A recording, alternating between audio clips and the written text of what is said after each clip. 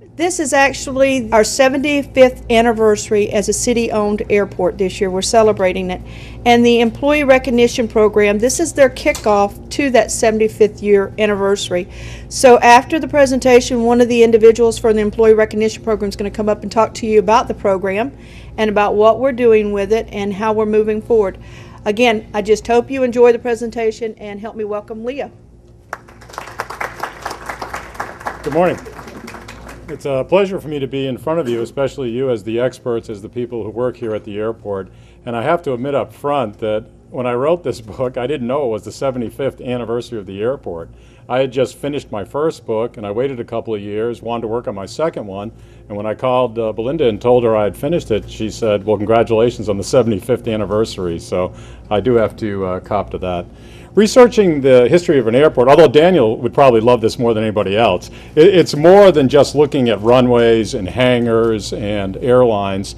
It's an exciting blend of the barnstormers, all the personalities that came into Pensacola. And so that's what I had to do, was go out and find the people that actually made the airport came alive, because that's really how the airport developed. The only problem was you had to find it. As you go into all the museums around Pensacola, there's absolutely nothing on Pensacola's aviation history. You would think that Pensacola, as the cradle of naval aviation, would have had a history done, but it had never been done. So my first book took aviation up to 1929, and I only stopped there because that was 200 pages and I wanted to stop. And then my second book, even though it says it's the history of Hagler Field, actually completes the history of Pensacola Airport. The only problem is where to begin when there's no resources. And what I had to do was go up to the University of West Florida and read microfiche. And so I had to sit there and read every single newspaper. And I will tell you, there is nothing like a microfiche headache after you've been reading it if you've done that yourselves.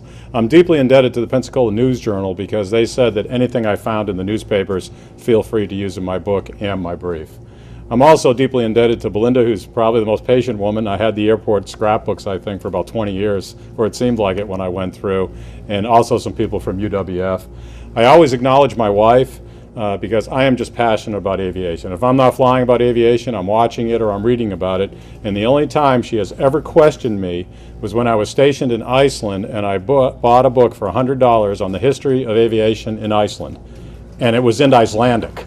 And my wife knows I don't speak Icelandic, so it only confirmed her theory that aviators only look at pictures when they read books. So if you look at my book, it's covered with nothing but pictures. So what I'd like to do is begin with a reference point, because I think it's always good to put the history as to reference it back to where aviation begins. And of course, it's 1903 when the Wright brothers make the very first powered controlled flight in history. To show you how far ahead the Wright brothers were of everyone else, it was not until 1908 that the next flight was made, and that is Glenn Curtiss. If we look at Pensacola's history, 2 years later in 1910, and it pains me to say this as a retired naval officer, but two Army officers built their own plane at Fort Parancus. Now, I'd always thought that the Navy made the first flight here, but that's not the case. I had a friend of mine who's an aeronautical engineer take a look at this picture, and you can see how the wing curves all the way down. I said, what do you think happened on takeoff? And he said, all the exhaust is going to go right back into that wing. It's going to have a nose-down attitude, and that's precisely what happens. The plane crashes on takeoff. In November 1910, though, a gentleman brings in an airship to Pensacola. So at the Pensacola Interstate Fair, he actually flies over Pensacola and makes the first lighter-than-air flight over the city. In November 1911, a group of exhibition aviators goes to Mobile. And it's hard to believe, but Mobile is a hotbed of aviation activity. They had people developing airplanes that did not fly because of the lack of a lightweight engine as early as the 1860s and 1870s. But nonetheless, a gentleman comes into Mobile by the names of Nels Nelson, and he flies for the Mills Group of Aviators. He has one Curtiss pusher, and he flies over Mobile several times. And this right here from the Mobile newspaper is the only picture I've been able to find of Nels Nelson flying over Mobile. The Mills aviator then wired Pensacola and said, have you ever seen any airplanes? Pensacola says, yes, we've seen airplanes, just none that have never flown, because there were several other crashes. And so what they do is they invite Nels Nelson to come to Pensacola. And so here's the headline of the paper in November of 1911, as Nels Nelson comes over to do the Pensacola Aviation Meet, which is a misnomer because there's only one pilot and one airplane at the Pensacola Aviation Meet. Nonetheless, they have to add on extra trains because no one in Florida, Northwest Florida, has seen an airplane fly.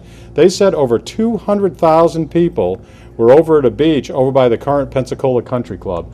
And if you can believe it, I have never found a surviving picture, even though there's over 200,000 people that saw that airplane fly.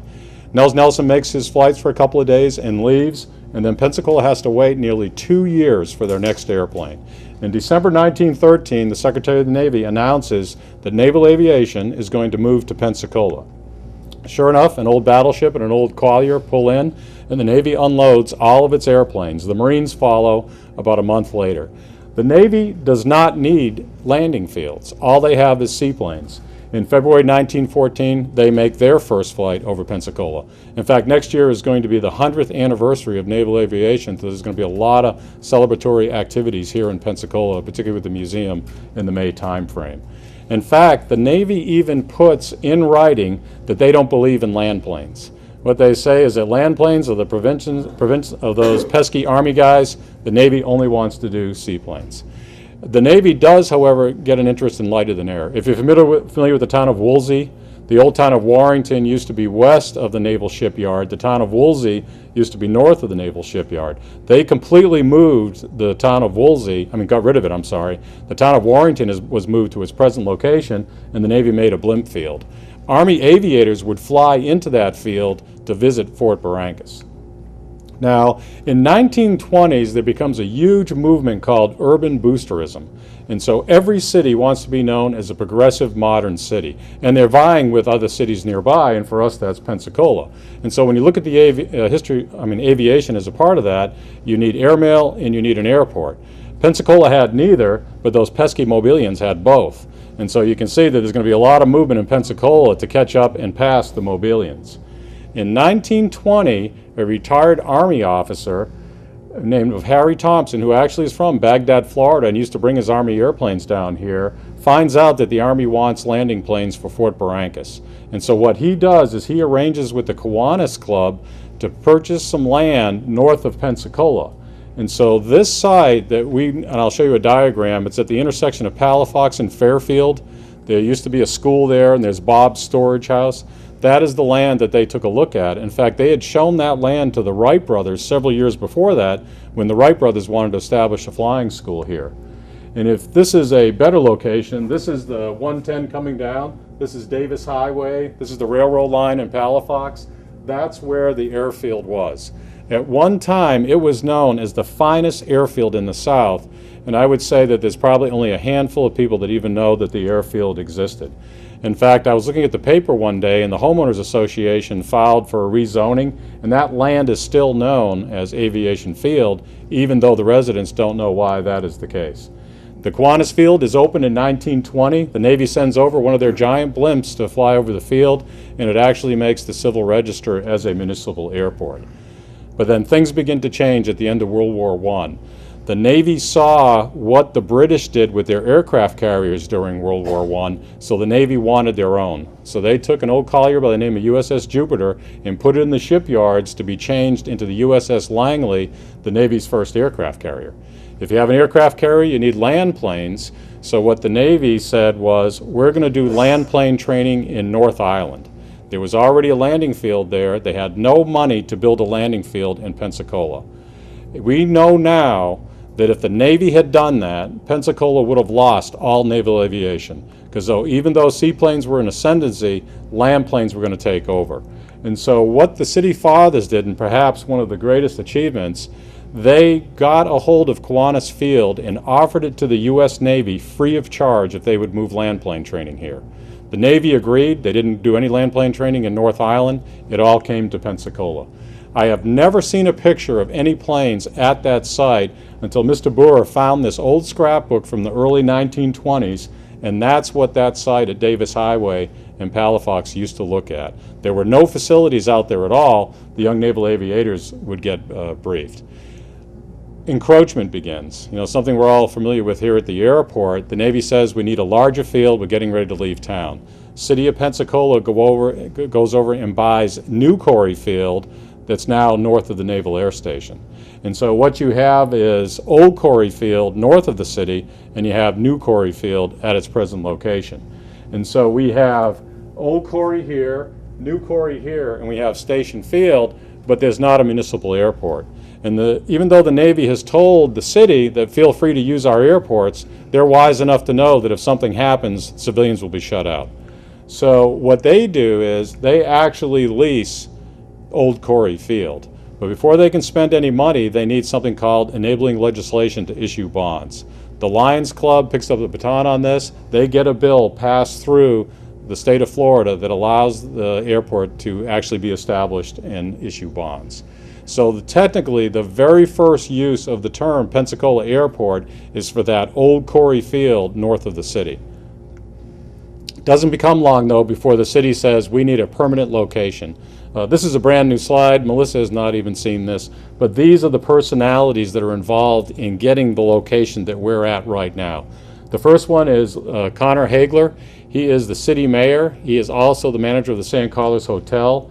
An old barnstormer, well, he's a young barnstormer in those days, by the name of Harry Blanchard, is staying at the San Carlos Hotel, becomes friends with Hagler.